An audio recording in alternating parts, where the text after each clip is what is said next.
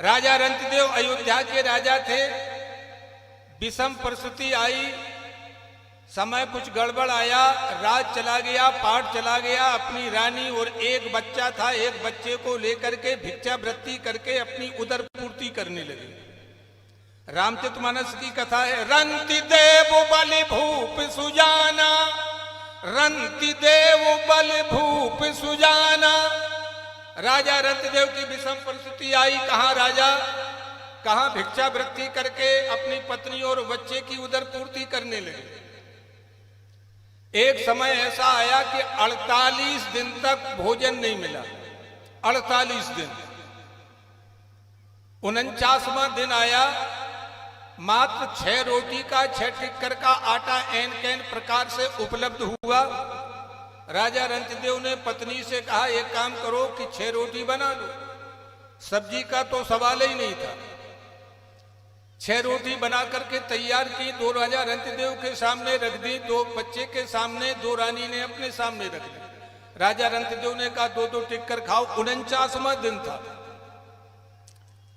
अब राजा रंतदेव ने भोग लगाया और जैसे एक पीस, एक ग्रास टिक्कर का मुख में ले जाने लगे, उनको याद आ गया, मेरा एक नियम है, बिल्कुल छोटा नियम, एक नियम है, मैंने आज तक पूरे जीवन में बिगर अतिथि को खिलाए भोजन नहीं किया। इनका यह नियम था, एक अतिथि को भोजन करा के तब भोजन करते थे। और जैसे ही वो टुकड़ा टोड़ा याद आ गई, आज मेरा नियम टूट रहा है। इतने दिन हो गए मैंने हमेशा अपने नियम का पालन किया, एक अतिथि को भोजन करा के तब मैंने भोजन लिया। रानी से कहा, एक काम करो, हमारे में से एक टिक्कर तुम ले लो, एक बच्चे को दे दो। रानी ने कहा, क्यों? राजा रंतदेव ने कहा, हमारा एक नियम टूट रहा है, एक नियम बिगड़ रहा है।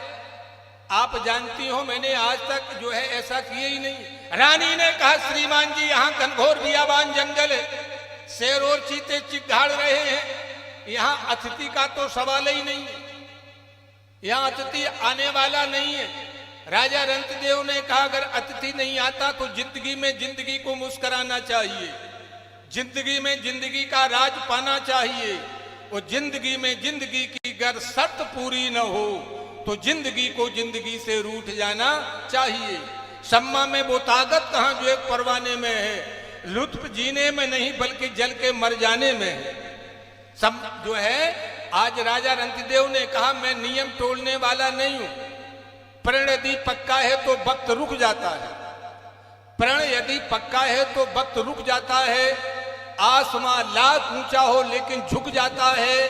प्रण में आए कितनी भी बाधाएं, और प्रण यदि सच्चा है तो खुदा भी झुक जाता है। जन्म कोट लग रगर हमारी, बरहु शंभु न तो रहु कुंवारी। आदि आदि। राजा रंतदेव ने कहा, मैं भोजन नहीं करूं, भगवान का सिंहासन हिल गया। देखो आप, हाँ, इतने ही में। माता, मैंने ध्यान से सुनो, ज्यादा पूजा पाठ के चक्कर में मत पड़ो। बरगद की पूजा कर रही श्रीमान जी बेचारे उपासे बैठे घरे सवेरे से, वे बरगद की पूजा कर रही। बोलो ईमानदारी से, कहां सामान जा रहा, कहां कथाएं जा रही हैं।